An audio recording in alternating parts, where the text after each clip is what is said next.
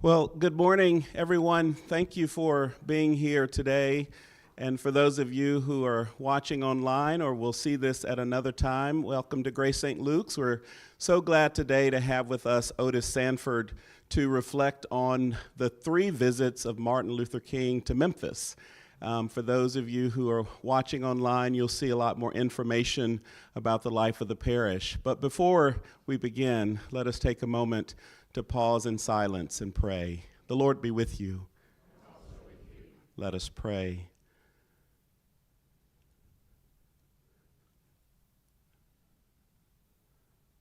Gracious God, for the gift and beauty of life, for our blessings known and unknown, for the gift of this day, for the faith that binds us as your people throughout the world and in this community. Thank you for opportunities for conversation, introspection, those things that we learn that hopefully will inform our actions to your good and to your way as followers of Jesus in this place. Thank you for your servants throughout history as we remember on tomorrow Martin Luther King Jr., and all the saints, past, present, and yet to come. We thank you today for Otis Sanford, for his ministry, his commitment. Be with us, be with him as we engage lively conversation in this place. And may we be so transformed and encouraged to love. Amen. So, Mr. Sanford is not a stranger to Grace St. Luke's. He has been here on several occasions, and he mentioned when I invited him to come back how much he enjoys being with us. He appreciates the things that we are doing in this parish and the things that he continues to learn about us. And we, of course, learn a lot about him from his great writing and the ways that he engages us in the community. And as we were thinking about ways, Jesse Abel and Laura Geddes and the rest of us just thinking about plans, we started to think about how would we observe this particular holiday and what would be some of the things that we do. And I read an article many years ago that Mr. Sanford wrote about the 3 visits of Dr. King to Memphis. I only paid attention to the one during which he was killed, and I learned that so many other people, that was their story. And as I read that article more, I thought, wow, there's so much to learn. And so that's what we discussed on the phone. And so he is here today to enlighten, to take questions, to reflect on where we are today in our city, what can places like Grace St. Luke's do to be a part of the dream. And so without further ado, let us welcome Otis Sanford.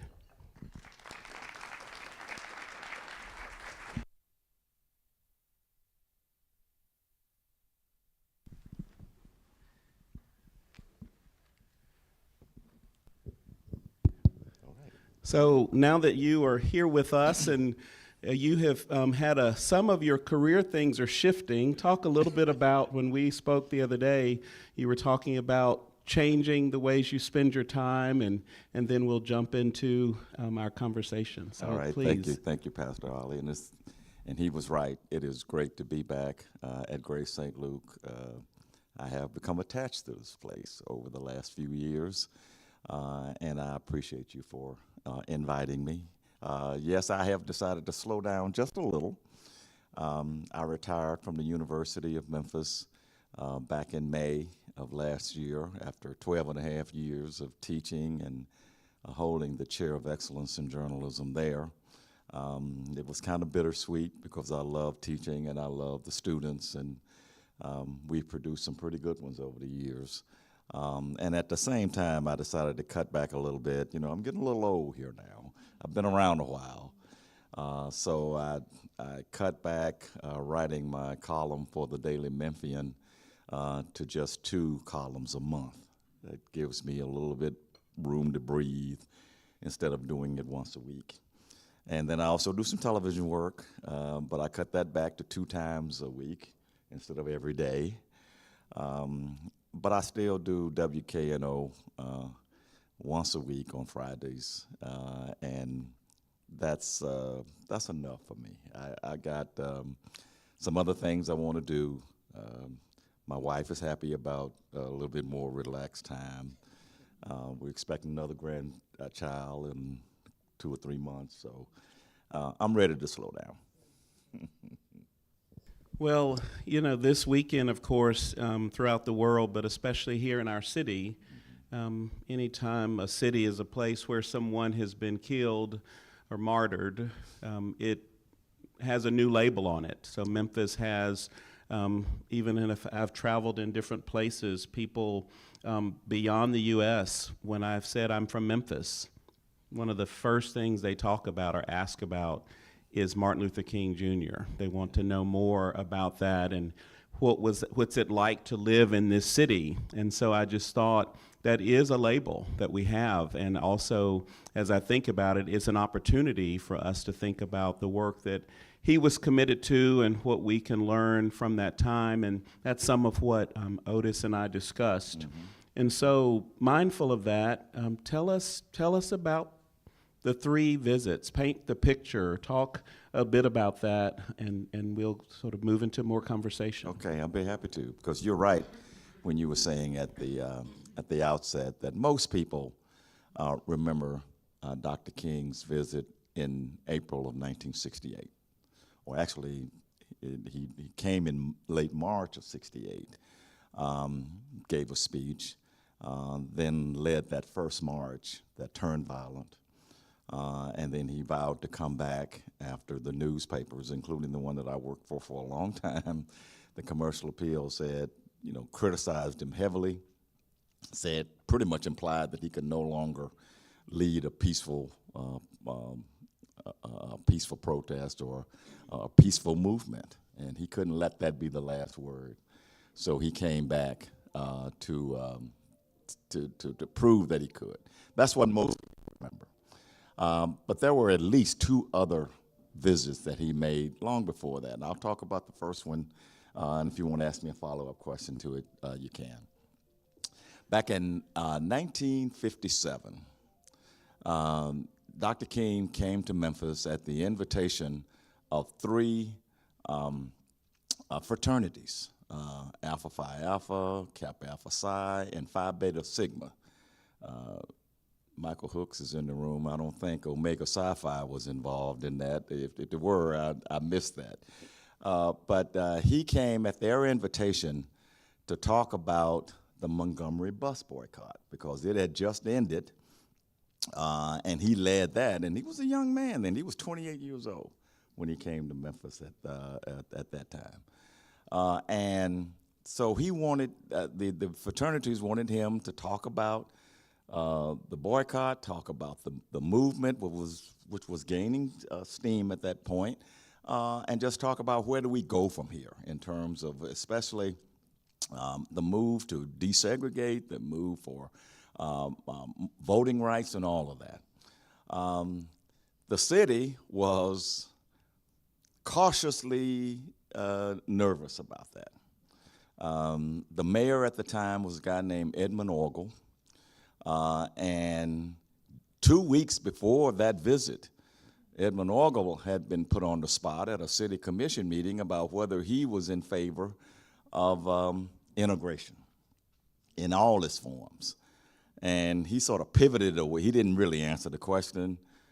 He talked about him not being in favor of school integration and gave some pretty poor reasons why. But he was pretty delicate in his answer to that question. And he noted that Dr. King was coming. He had heard about it, and he was just saying, we hope that Dr. King can help us and make sure that this is going to be a peaceful visit. I mean, there were some worries about all of that. Dr. King came. He spoke at Metropolitan Baptist Church over near Lemoyne-on College. It was a huge crowd because everybody had learned who he was at that time from the Montgomery bus boycott. And he gave a wonderful speech about what happened down there, how racism and segregation is a cancer on our society, and we have to stop having that mindset. He wasn't espousing any radical notions, certainly not from their perspective. And it was just a glorious time. And he left. There was no demonstrations. The rest of the community, especially the white community of Memphis, sort of breathed a sigh of relief that nothing.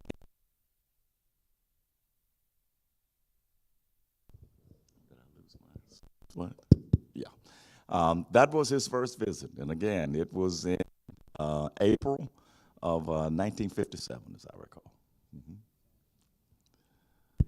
So when we reflect on each visit and how it changed the city or informed where we are today, and you think about life after the assassination and who's been in leadership, the way the city has been successful in ways, in ways it has not been. Of course, there's still so much segregation that still continues today, not just in Memphis, but throughout the world. But the impact of his assassination and what, in your opinion, we've learned and what opportunities we have, what are some of those that come up for you? You write about those in different ways at different times. I do.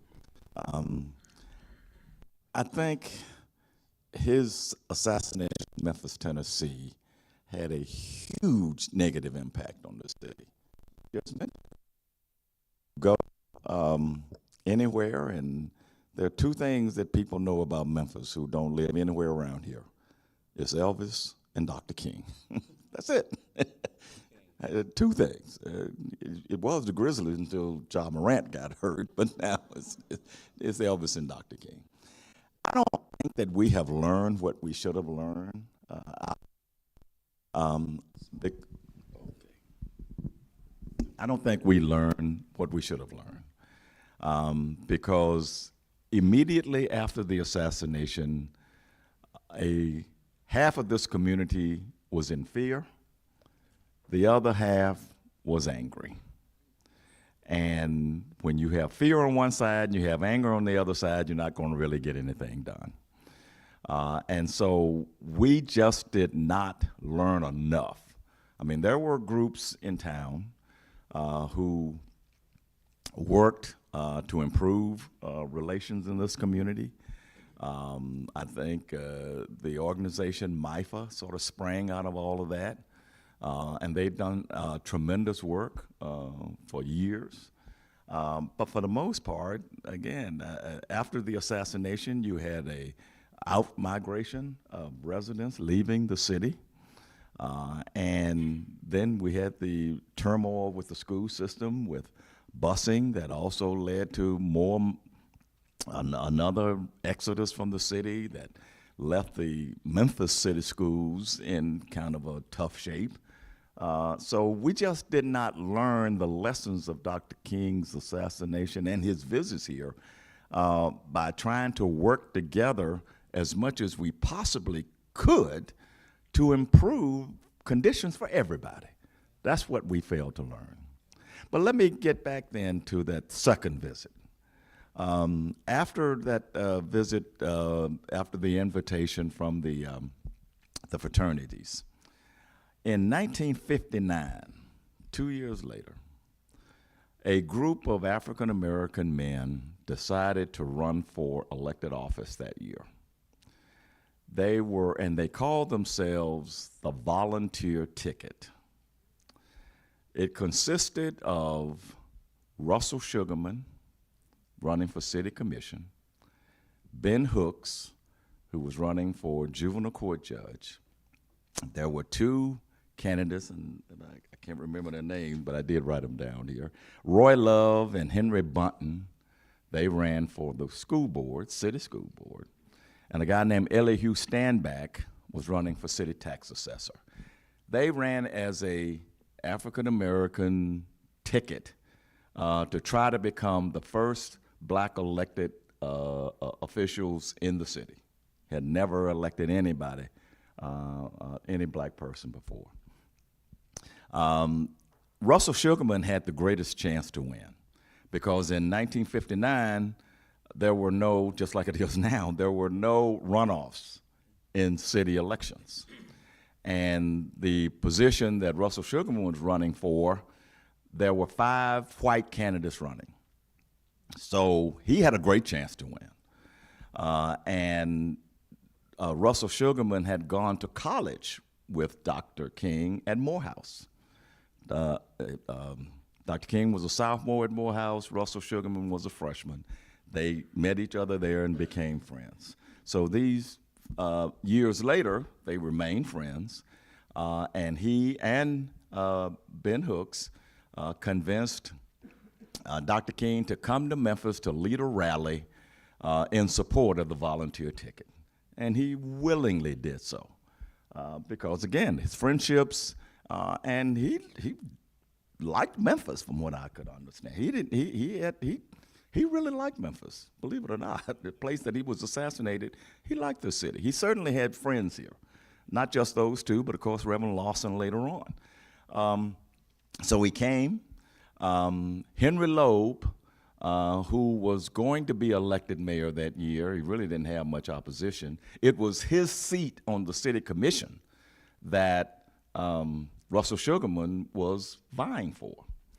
Well, Henry Loeb went public and said, at least 2 of the 5 white candidates need to drop out of the race because, and these are his words pretty much, it would not be good to have a Negro serving on the city commission. That was his statement.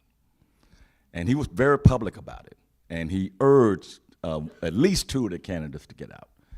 Dr. King came. It was on July 31st, 1959. He spoke at Mason Temple. It was a huge crowd.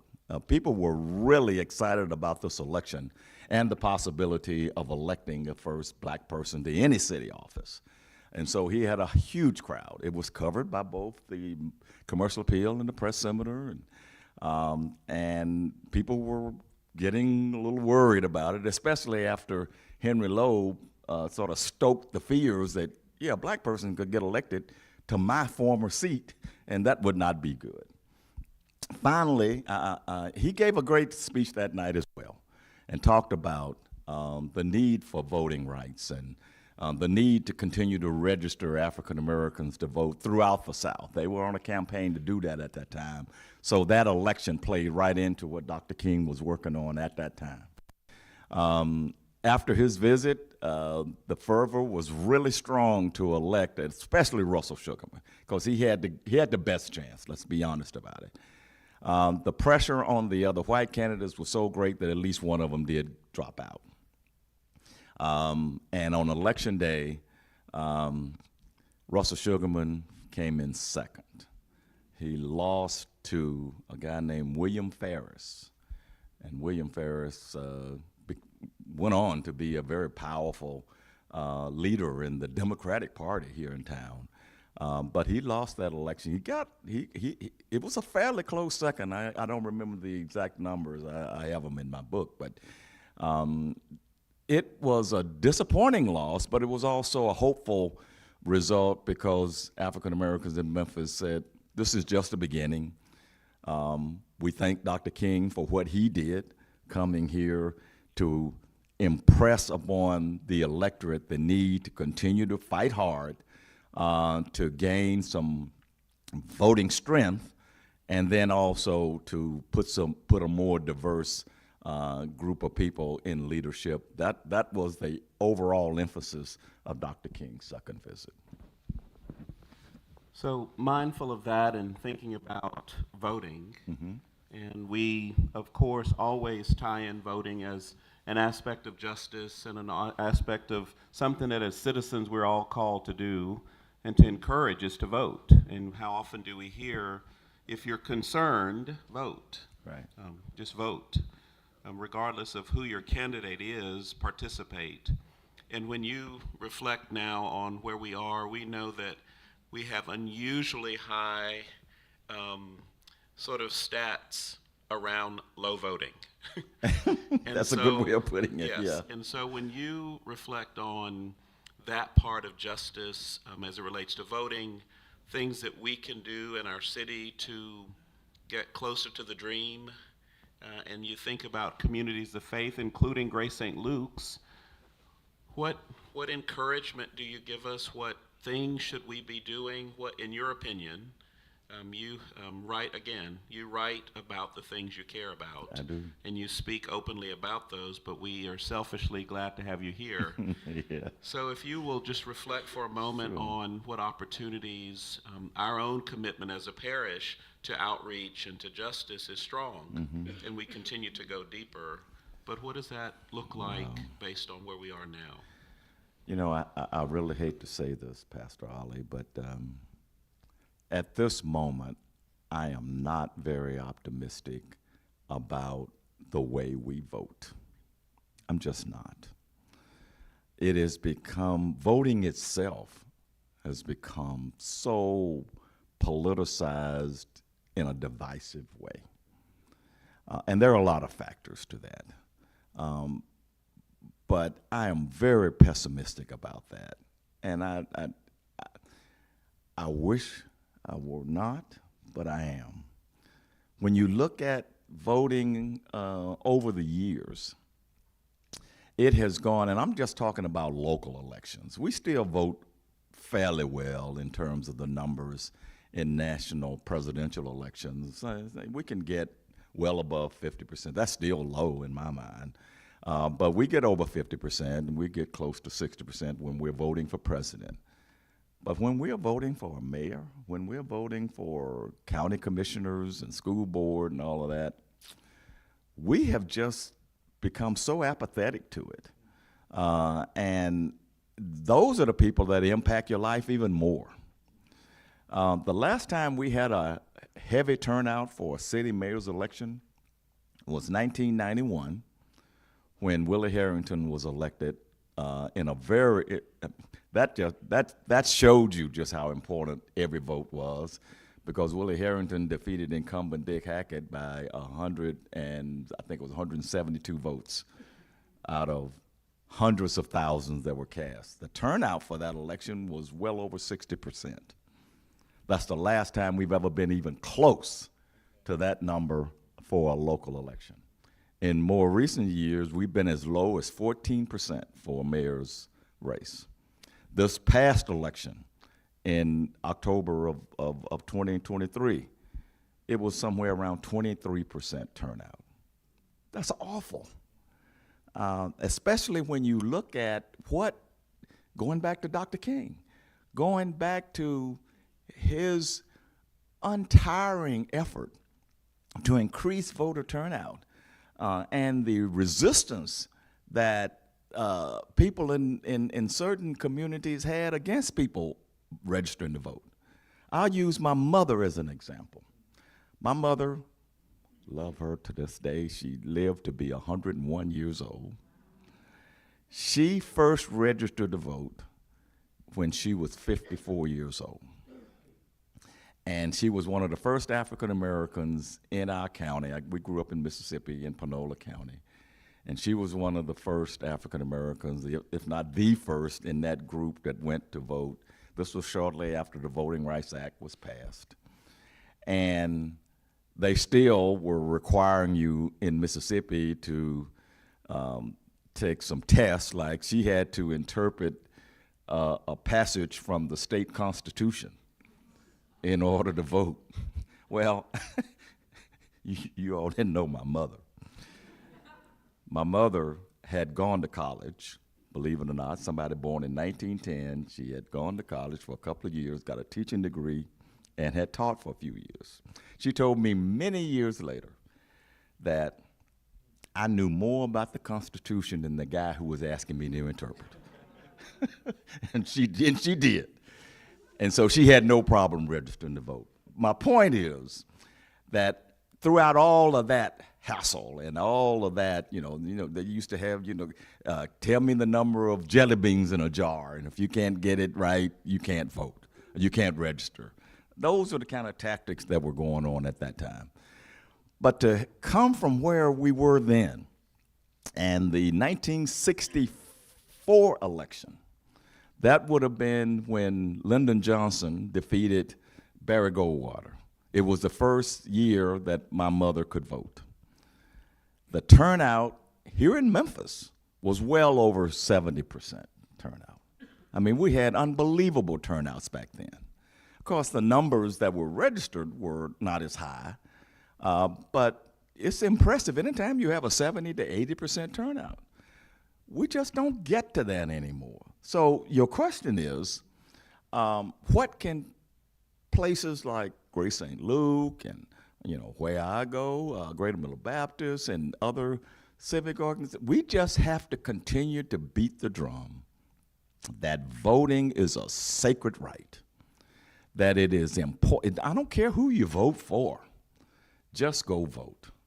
And you're right, I have talked about this a lot in columns. I've talked about it on TV. I've talked about it in groups. I've talked about it to my own family. And they know they need to vote because they don't want to make Otis mad. So even my youngest daughter, yeah, I'm going to vote, I'm going to vote, I'm going to vote.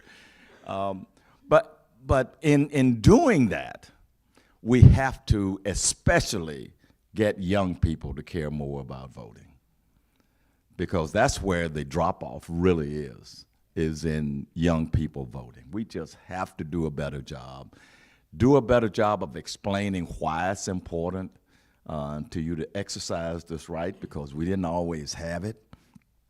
And voting is a powerful tool, because if people know that you're not voting, they're not going to care about your issues.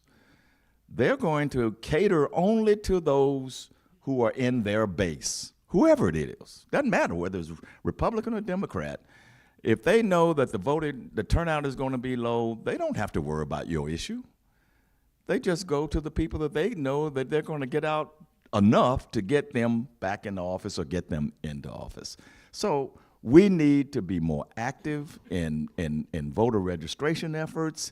We need to be more active, again, not in a partisan way, just in a civic way, to get people to understand that the power to vote is what we all have collectively to hold our elected officials accountable to us, and not special interest groups, not to the rich and powerful.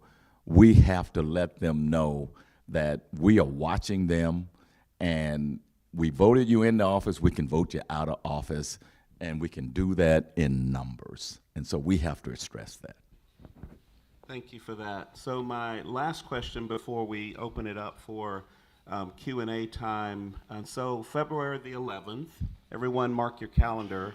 We have the opportunity to have our Mayor Paul Young will be our guest at this forum on February the 11th. And I'm thinking about our city. I'm thinking about the opportunities that we have, and because this is being recorded and we can share it with him as I ask you this question, what are his greatest opportunities at this time and place in Memphis, based on what we've talked about regarding Dr. King, based on where we aren't, as it relates to beloved community, dream of God? What are opportunities that he has? He's talked about those in very public ways, all the things that we can all sort of almost repeat ourselves that have been said. But for you, because of course you know him, I do. You have an opportunity to just share some thoughts that you have that we can consider when he comes to reflect on. Okay, so, good. And I'm glad you used the term opportunities here, because there are some great opportunities here. You look around at the city now, and everybody is concerned about one thing or another. All of us are concerned about crime. Let's just be honest about it. I mean, this is a horrible situation where we have right now with crime seemingly out of control. I've talked about this a lot. I think the opportunities that new Mayor Paul Young has, the opportunities he has is first of all, to get the community to sort of rally around him as he listens to the community and try to figure out ways to make us, first of all, feel better about our city, and then to take action against those who are hurting our city. There are a lot of different ways to do that. Yes, we have to be tougher on the criminals, especially those repeat offenders, those who prey on us and prey on our businesses, driving businesses out of business, driving our population out of the city. We just can't, we cannot sustain doing that. So we have to be tougher on the criminals. Increase policing, smarter ways to hold the people that they do arrest accountable by stiffer sentences in a lot of ways, and they're working on that. The juvenile crime in this city is such that young people know that they can't do a whole lot to me if they catch me, and they know that. I told somebody not long ago, you don't think they are, but young people are paying attention to what the news is too. They may not read the Commercial Appeal or look at the Daily Memphis online, but they know what's going on, and they know that if you get a 15-year-old or a 14-year-old to commit a crime, the justice system is not going to be as hard on them as if you get a 19, 20, 21-year-old. So they're recruiting these young people to go out and commit these smash and grabs. You hear about them and you see them all the time on television. Smash and grab robberies. There was one just the other day I saw on TV when I was getting dressed this morning. And these are mostly young people doing this. We have to be tougher on them. We really do. And it's not a. I get no joy out of saying that. We have to deal in a much more strict way with young people who are committing these crimes, but we do. And I think Mayor Young is sort of into that a little bit. He wants to see a safer city. He wants to see a much more prosperous city.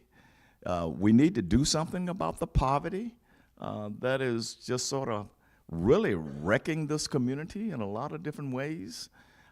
We need to get the people in state government to care more about the city and to help us in so many different ways. We need the legislature, obviously, to put more emphasis on helping Memphis rather than hurting us in a lot of ways. I think that this new mayor, who is a young person, he's one of the youngest since Dick Hackett, I believe. He's the youngest mayor we've elected since Dick Hackett, and that was in 1982. And so he has an opportunity here with fresh thinking. He's a smart guy. He is committed to trying to do a good job here. He wants to make the city more prosperous. He wants to help us feel safer. And he wants to try to do the things that hold those who hurt our city accountable. And he just wants us to feel better about ourselves too. And so I want him to surround himself with good people, continue to listen to the community, have town hall meetings all the time. Now, people say, well, what is good as a town hall meeting? But at least you are listening to the concerns of people who are there. And you can take some of those concerns back to City Hall and to the police department and wherever else you have control, and try to implement some policies that make people feel safer about the city. That's what I would encourage him to do. It's not going to be an easy job. Being mayor of this city is a tough job. I don't know why anybody would even want it, honestly. But it is an opportunity here because Memphis is still a great city in my mind. I've lived in 4 cities in my professional career, and I love Memphis as well, or better than any of those other cities. And we have great opportunity here. We have good people here. We have great religious institutions here. We have good education facilities, especially in higher education. They're doing what we can to make this city better. And this new mayor needs all of our help to try to deal with the poverty issue, the blight issue, dealing with juvenile crime in a smarter way, give those young people some hope that there is a life beyond a smash and grab at a GameStop, that you can be a success in this city. It's just a positive attitude that I think that he needs to project, and then with the help of people, smart people around him and people in the community, come up with policies that will help this community grow and prosper. Well, thank you for that, and I'm mindful we have until 10:15, and Jeff White has a microphone. If you have a question for Mr. Sanford, if you will raise your hand high, and Jeff will come to you, and we will kind of navigate our Q&A time. Thank you. Yeah, good morning. Good morning. I've heard you and read articles that you've written about how out of step the state legislature is with what's going on in Memphis and Nashville, Right. with regard to crime, guns, and all that. Right. Do you have any hope that they will hear that message, or do you see some way that we can step outside those restrictions that the people who don't get it in Nashville in the legislature seem to view Memphis and I guess Nashville to a certain extent? Right. Unfortunately, with the way things are right this minute, I don't see much hope that the legislature itself will do a turnaround. They are entrenched in their way of thinking. Most of them don't even like Memphis. And they don't really care that much about our concerns and our needs. You know, there are a lot of people who say that and I'm one of them, that the legislature is totally out of touch when it comes to gun laws. And when the Covenant School shooting happened last year, for the legislature to basically turn their backs on the protesters who were there. And these weren't just some radical Memphis protesters. These were people from Middle Tennessee, they pretty much their constituents for the most part, who wanted something done about guns. At least something. Give us a red flag law so that if you know somebody is mentally unstable, you can take a gun away from that person.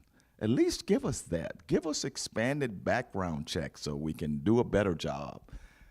They turn their backs on all of that because they are beholden, and I think I said this the other day, either on television or in my column. They care more about their lobbying groups than they care about average citizens. I don't see much change there with that. So that's my pessimistic side. My optimistic side says the groups that protested last year, they're also voters too. And when we get back to voting, that's where we can have an impact. And it goes beyond Memphis here. It goes to the rural areas. It goes to other parts of this state. And I don't mind saying this.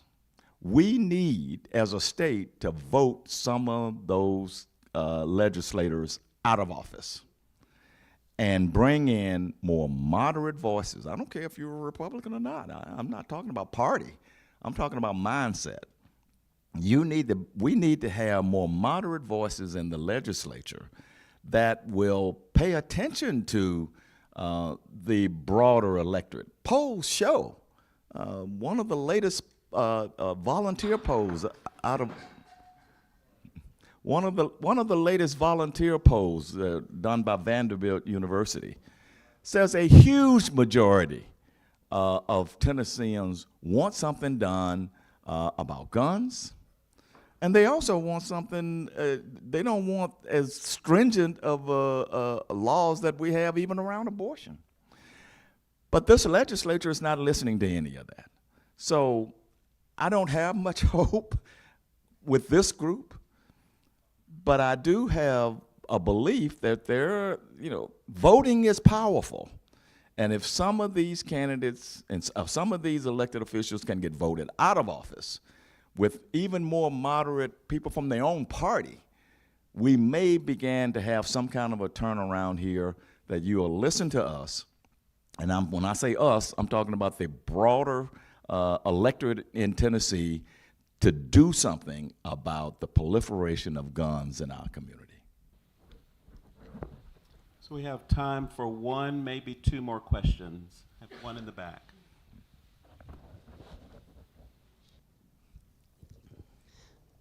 I have two questions. The first was if that first election with Sugarman, he was not able to get that seat. When was the first elected official that was African Black American? And the second question is that 1991 election, we had super high turnout. Mm-hmm.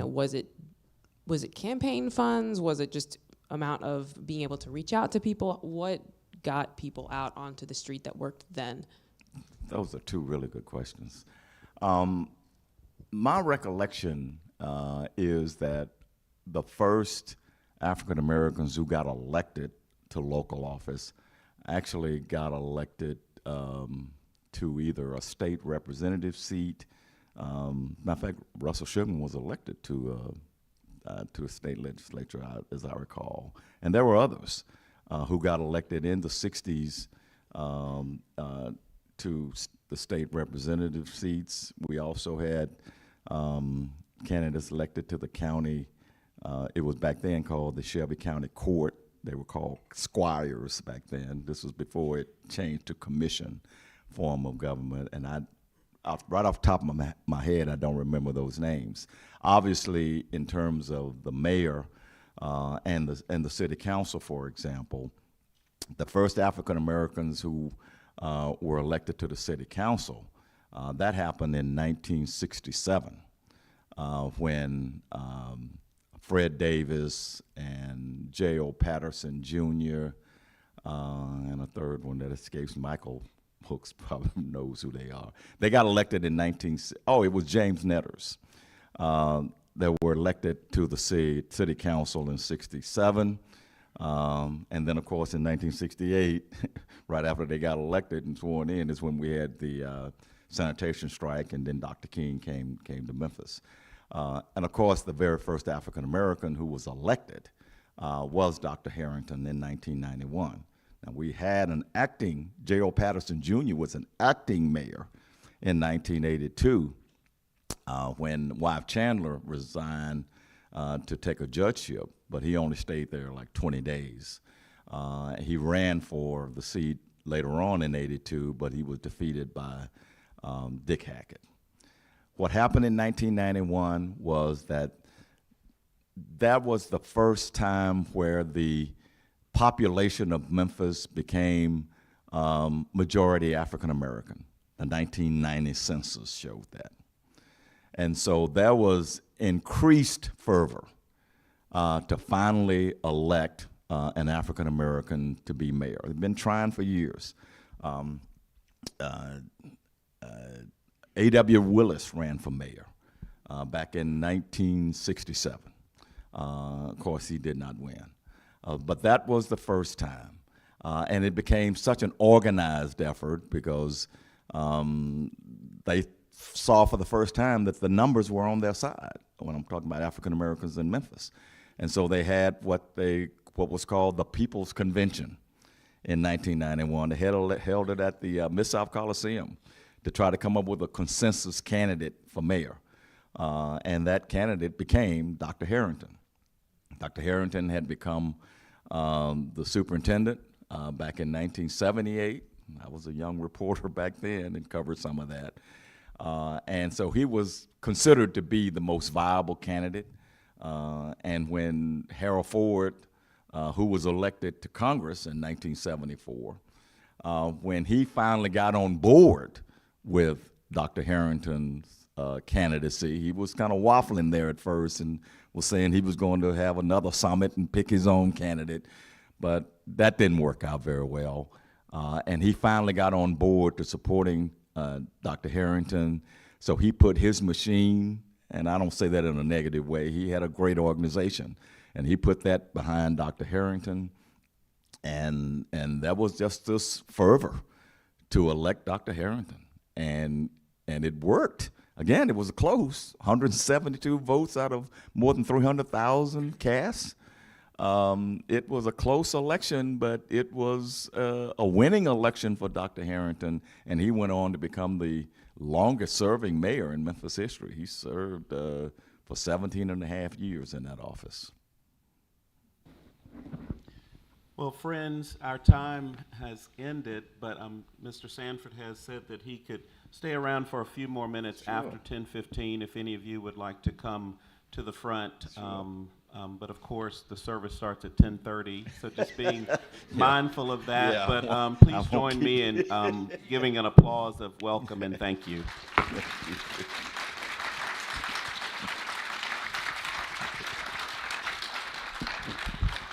And also, as you leave, in all the public spaces, you'll see a publication that says Life at GSL Program Guide. It has a lineup of our different speakers for the 9:30 forum, and we have several exciting guests. Speaking of, we have on February the 4th, a bishop, an Episcopal bishop named Jim Curry, not related to Michael Curry, Jim Curry, who has been a part of a very well-known gun violence reduction initiative. And so he will be here in Memphis, and we're hoping to have a forum on that Saturday morning from 9 until 11 that's involving several city leaders and others. So if you have energy around gun violence reduction and want to be a part of those, do watch the e-news, but do pick up a Life at GSL and take that with you, or take two. So go in peace to love and serve the Lord. Thank you, Bo. Thank you all. Good, sir. What a blessing.